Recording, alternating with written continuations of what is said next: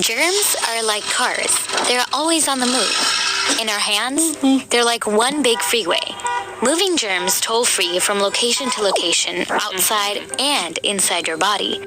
But when you wash your hands, you create a major roadblock, stopping the germs in their tracks. So, what would happen if you gave up hand washing forever? Your hands can have anywhere from 100,000 to a few million germs at any given time. Some of those germs live naturally on your skin to protect you, but a lot of them are quite literally picked up in the environment. Those germs then sit waiting for transportation to your mouth, nose, or eyes. And these environmental germs can be downright evil. This was something we discovered way back in the 1840s, when Hungarian doctor Ignaz Semmelweis noticed that when doctors performed autopsies and then helped women give birth, it led to a higher death rate among the mothers. Semmelweis implemented chlorine hand-washing practices throughout the hospital, and death rates dropped significantly. Now, there are a lot of disease-causing germs out there. Meet bacterial conjunctivitis, or as you may know it, pink eye, the pus-producing eye-burning infection. Say you go to the bathroom and don't wash up afterwards. That bacteria makes its way onto your hands, and then a simple eye scratch will set your pink eye into motion. After preparing uncooked meat, petting certain animals, or coming in contact with fecal matter, your stomach is about to feel pretty terrible. Diarrhea-causing illnesses like salmonella or giardiasis are 30% more likely when you don't wash your hands. And even after you recover, you are likely to find yourself catching these illnesses again and again. As you continue touching contaminated surfaces and shaking hands, more germs come into the mix.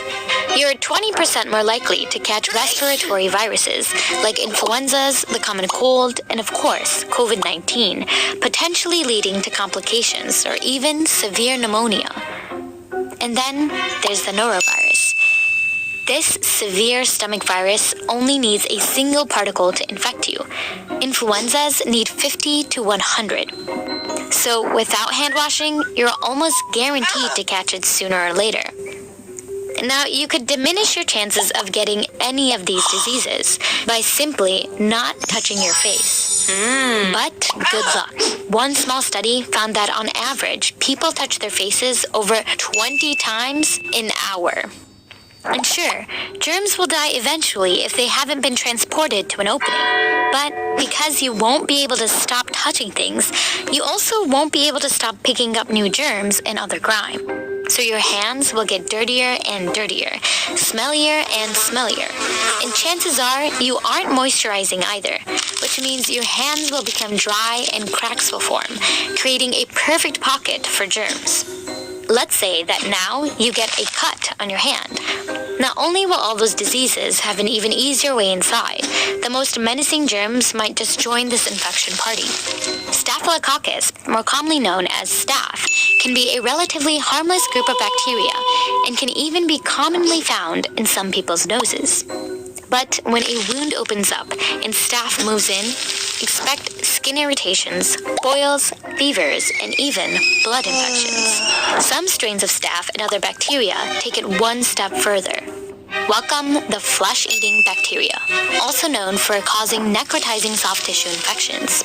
This life-threatening infection is a result of bacteria invading the skin, often when a cut or wound is present.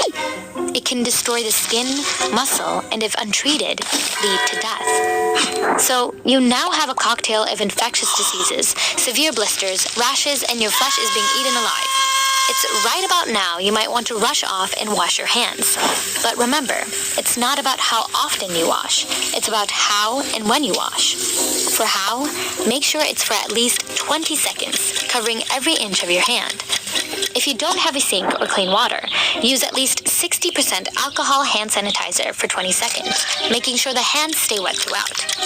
And for when, wash whenever you think you might have come in contact with germs. And try to see how long you can go without touching your face.